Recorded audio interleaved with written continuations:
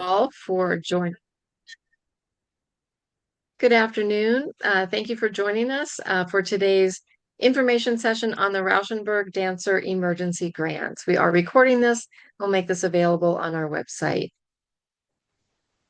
We'll start with some staff introductions. I'm Molly Quinlan Hayes, Program Officer with NYFA Grants, and I manage our two Rauschenberg Emergency Grant programs. And I'm joined by two of my colleagues today. Sarah? Thanks, Molly. Hi, my name is Sarah O'Connell. I'm the director of NYFA Grants, and I use she, her pronouns. And after we finish our intros, I'll do a brief intro to NYFA before passing it back to Molly. But first, to Raina. Hi everyone, my name is Reina Pahade. I use they, them pronouns. I'm the programs associate at NYFA. I work to support all the programs and work pretty closely with Molly on the emergency grants. Today, I'll be on the back end and sending some helpful links throughout the chat. Yeah. Thanks. Quick overview of what we will cover today. As Sarah mentioned, she's going to share some information about our overall programs. If you're not familiar with them, there may be other areas that you can access for your career. We'll talk about the accessibility and privacy considerations in this particular program. And then I'll go through the Dancer Emergency Grants program in terms of how to determine if you are eligible, what type of expenses grant funds can be used to cover, how to complete the application form, and then the review process so you understand how decisions are made. And then we'll have plenty of time at the end for any questions that you might have. For now, I'm going to toss it back over to Sarah. Thanks, Molly. So yes, just in case this is anyone's first introduction to NYFA, I wanted to let you know about our core programs that we offer here. So first up, we have awards and grants. NYFA distributes over 5.5 million through 15 different grant and award programs each year, this one being one of them. And we offer a range of different types, whether it's unrestricted, project-based, or emergency grant programs, both to artists and arts organizations across New York City, New York State, and then even nationwide. We also have a fiscal sponsorship program, which is a fundraising tool for artist projects and emerging arts organizations that allows you to apply for funding opportunities using NYFA's 501c3 tax exempt status. This is something that opens up a lot of opportunities that you might not be able to apply for without fiscal sponsorship. And we do accept applications for this on a quarterly cycle. So definitely check out our website if you're interested in that. We also have a learning department, which is a wide range of different professional development opportunities for artists as well as arts administrators. These programs range from career advice and coaching, online workshops, and leadership initiative programs. And then lastly, I'll talk about our online resources and kind of the two main sections of that. First is NYFA Classifieds, which shares jobs in the arts, artist opportunities, as well as space rentals, like studio space rentals. And we also have a volunteer portal, which is a platform for arts nonprofits to post free volunteer opportunities. The other side of this is our emergency resources, which is a centralized list of emergency resources for artists across the US. So this highlights different opportunities across the country that are promoted through other spaces than NYFA, but hopefully we can help direct you there. And I believe Raina has been putting all the links to this in the chat, so definitely take some time after this presentation if any of them sound relevant to you. And I'll pass it back to Molly now. Great. Thank you, Sarah. Sarah, if you have an opportunity to drop in some of those links as well, that would be great. Oh, yes. Thank you. So while Sarah does that, just a few notes about this program. NYFA in general is committed to supporting artists from every background, and our programs and services support artists at all the different points of their creative careers. We strongly encourage artists of color LGBTQ plus artists, artists with disabilities, and artists living outside of New York to apply to this program. This is one of our national programs, and we want to make sure that artists all over the country who may be in need are aware of it. So please spread the word to your friends and colleagues as well. The nature of this program, we know that we are asking for some personal information. And so we maintain a very strict kind of cocoon of confidentiality by both the staff and the panelists. All of our review panelists sign a confidentiality agreement. And we also mask all of your personally identifying information in the application so that that is only visible to staff.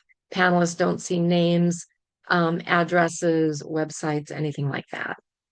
We also never announce the names of either applicants or recipients to our emergency grants program to maintain privacy. Okay, a quick overview, and then we'll get into some of the nuts and bolts. This program provides grants of up to $3,000 to professional dancers facing dire financial emergencies, and we'll define those in just a moment. And these emergencies must be because you have lost or you lack current live performance work because of circumstances outside of your control. So these are grants of up to $3,000. We are running bi-monthly cycles throughout the remainder of at least this fiscal year.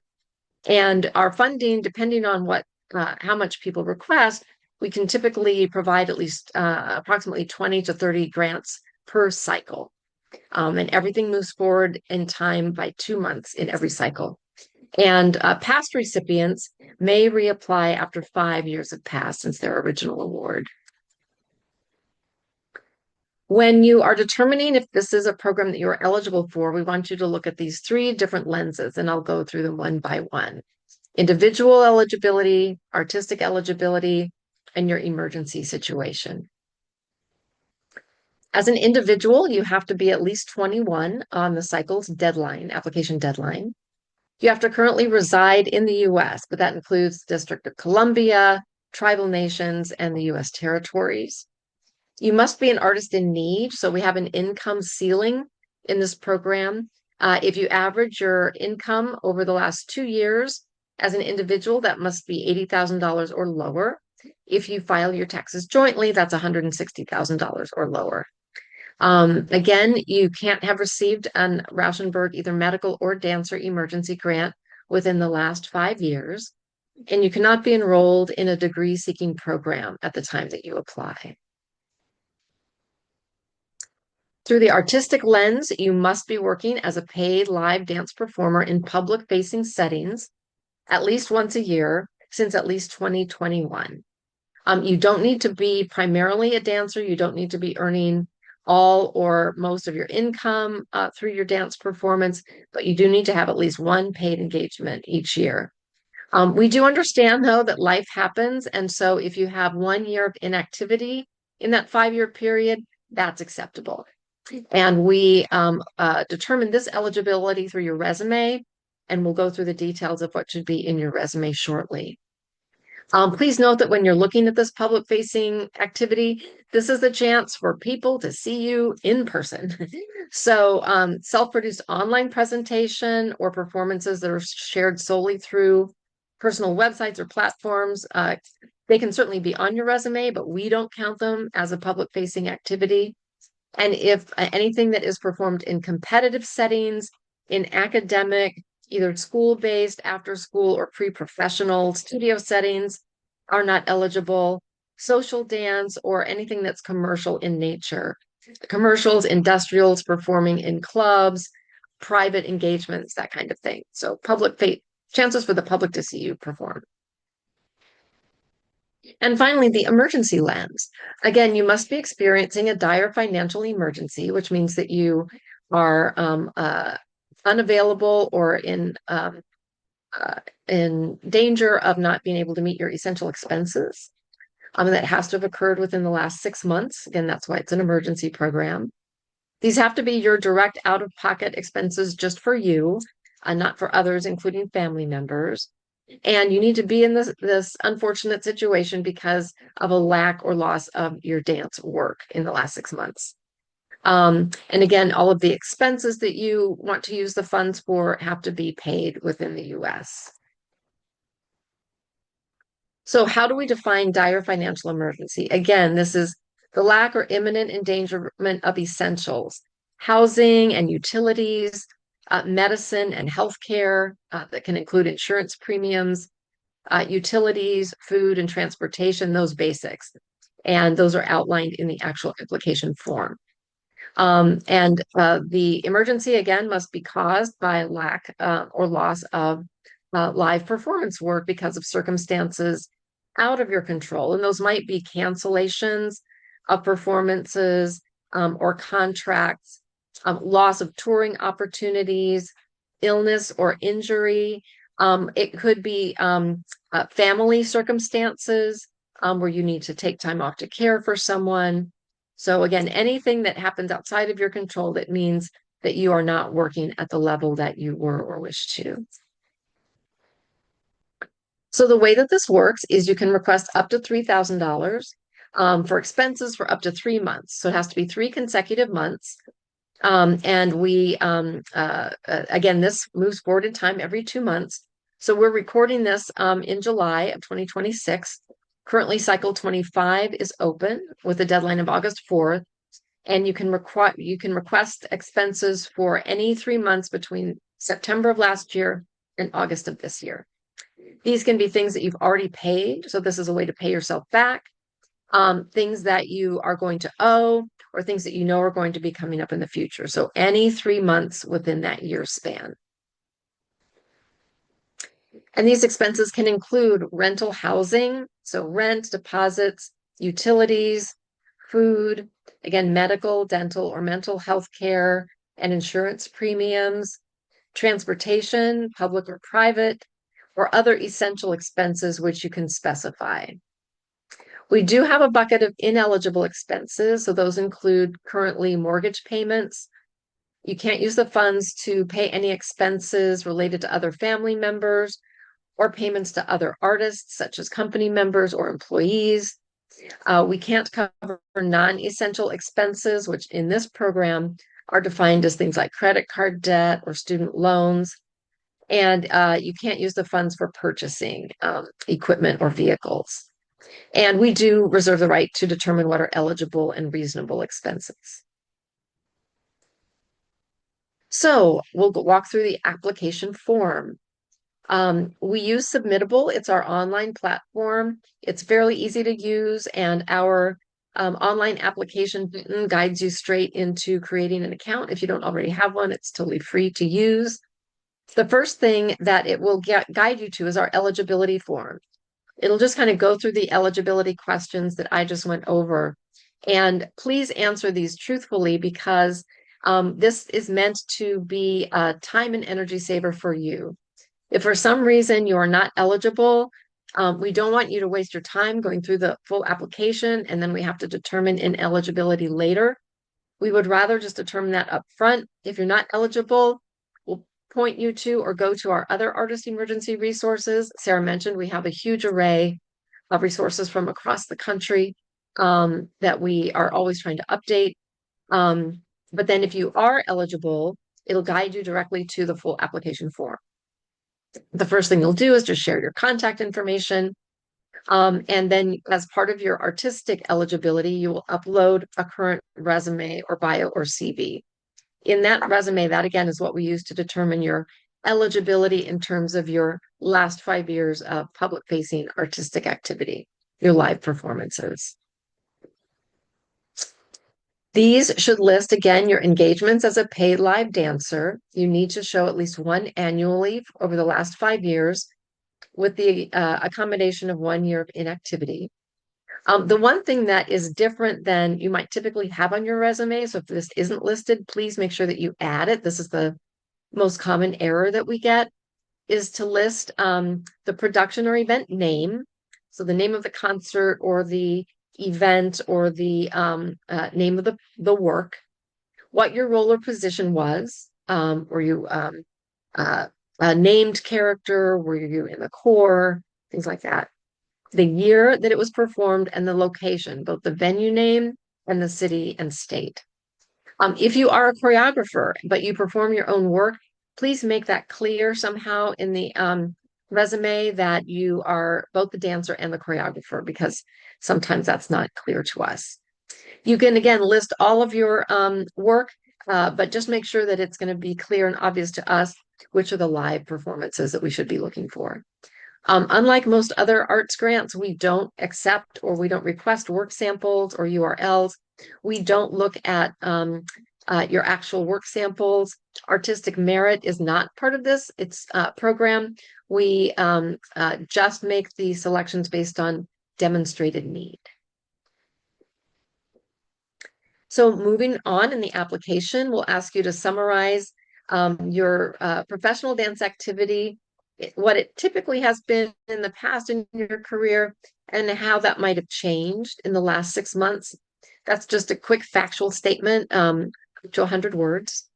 Then you have 200 words to describe your dire financial emergency, and up to 50 words to describe a step that you'll take towards stability if you receive the grant.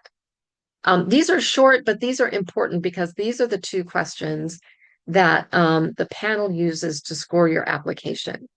So describe your dire financial emergency and describe what step you might take. You do not need to use the maximum length, but you do want to give as much specific detail as possible so that the panel can understand your particular situation and need. There's a short checklist. You just check boxes with some questions about the economic severity of your situation. And then you'll plug in a numeric figure, which is your annual adjusted gross income. So take that line from your tax returns from 2024 and 2025, average that, add them, divide them in half, plug that figure in. That's your adjusted average income. And then how much you're requesting. You can request up to $3,000. You do not need to. The amount of your request will not have any bearing on the scoring or the selection of your application.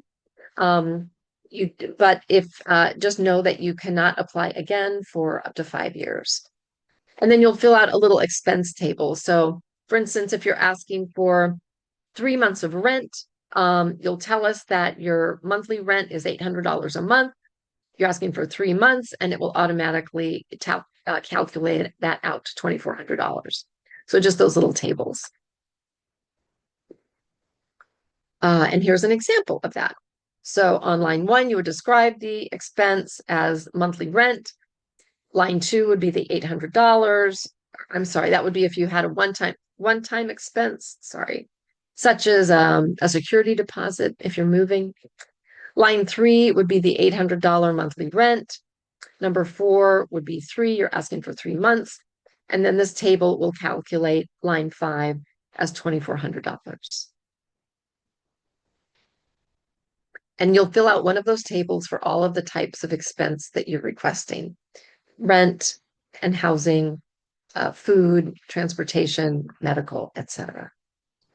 Just a couple of tips. You can work on this in stages and save it as draft. You can, and again, you don't need to be a wordsmith. You don't need to be a professional grant writer, but do take a little bit of time on those 2 narrative questions to be as specific and clear as possible. The panelists are going to be reading a lot of applications, and you want to make sure, again, that they understand your particular scenario as clearly as possible. If you do require a paper application to apply, you can certainly request that as an accommodation. Just reach out to us by either email or phone. As early as possible is best so that we can get that paper application to you and have time to turn that around and get it in by the deadline. Again, demand for both of our emergency funding programs is high, so an application is not a guarantee of support. We do receive more qualified applications in each cycle than we're able to fund, so just be aware of that. Also, there's no need to rush your application. While we don't want you to wait till the very last second to submit, you do not need to rush and apply early. That does not give you an advantage. The panel reviews all of the applications at one time. So take the time that you need to make sure that your application is complete and accurate. Again, the most common error that we see in applications is that the resume does not list the year, location, and role so we're not able to see that 5-year artistic history. So please pay attention to that. So you submit the application. What happens next? We check it to make sure that it is both complete and eligible. We will notify you if there's a question of ineligibility. Then all of the eligible applications go to a peer panel. Again, these are your peers, artists and arts administrators from across the country. They sign a confidentiality agreement, and they score based on those two questions. Again, the direness of your financial emergency and what step you will take towards stability. We take all of those scores and rank them, and the top section of those scores is placed into a lottery for the final awards. So if you get a high score, you go into the lottery, and basically you just get a random lottery number. It's randomized through Excel, and the top score, we rate those by the top scores, and we fund from the top going down. The reason that we do that is because if you have gotten all the way through the eligibility check, the panel review, and gotten a high score, everybody in that pool is worthy of and needs the funds. That's not in question. So we have found that the fairest way to distribute the funds is to do the lottery, let the universe decide, and that seems to be the fairest approach. We turn these around just as quickly as we can while being responsible. So we definitely try to notify all applicants of their status within 6 weeks of the deadline. And we will, again, reach out to you through the email that you share through your submittable profile. And we're able to, once paperwork is turned around, we generally are able to get those grants paid in 3 to 4 weeks, sometimes sooner than that. Our finance department is wonderful at expediting these emergency grant payments. And again, to maintain privacy, we don't announce either applicant or recipient names publicly. And as a courtesy, because we know that if you are applying, you're in a stressful place in your life. If you are eligible, go to the panel and go into the lottery but are not funded, we will automatically roll you over for consideration in the next cycle. So you will get at least 2 opportunities to be reviewed without having to submit a new application. A reminder of our application cycles. They're here. We're currently in the midst of cycle 25, which opens on August 4th or closes on August 4th, and we'll notify folks by September 18th. Cycle 26 opens September 8th with the deadline of October 6th. It's always 4 weeks, with the notification just before Thanksgiving on November 20th. And our third cycle in this fiscal year is cycle 27. That opens on November 10th with the deadline of December 8th. And notifications will go out on January 22nd. We will announce additional cycles with these timelines on our website as the year progresses. Big bold, application closes at 5 p.m. Eastern. That is a hard close. Submittable automatically closes the application at 5 p.m. We do not recommend that you wait till the very last minute, because if there is a technical problem at your end and the application does not get in at 5 o'clock, we're not going to be able to consider it. So please don't wait until the last moment. That is our overview of the Dancer Emergency Grants. And I know that Sarah and Raina have been watching the chat and the Q&A to see if there are any questions from y'all. That was great, Molly. Thank you. I am not seeing any yet, but just a reminder, if anyone here has a question, you can type it into the Q&A box on the top or the bottom of your Zoom screen. And then, of course, if there aren't any questions right now, you can always reach out to us at the email that's up on the screen. I also put it in the chat, so that's easily clickable. But we'll give it just a minute and see. While we wait, I might put in a plug for our Rauschenberg Medical Emergency Grants. Both of these programs are very generously funded by the Robert Rauschenberg Foundation, and the medical emergency grants support treatment for medical, mental health, and dental emergencies for artists who are working in 4 different disciplines. These are the disciplines that Robert Rauschenberg worked in during his lifetime, which is why these are the 4. And they are choreography, visual arts, film and video, and electronic and digital arts. So if you are a dancer who also choreographs and you have a medical, dental, or mental health emergency, or you have a colleague, that is another program that also runs. It staggers with this program, but again, there is a new cycle every other month. And we have a recorded info session on the website that we recorded last week for that program. Great. Well, I don't see any questions coming in, so this might be it for today. But like I said, if anyone does have questions after watching this, you can reach out to emergencyfunds@nifa.org and we'll get back to you. Great. Thanks, everyone. Take good care. Bye.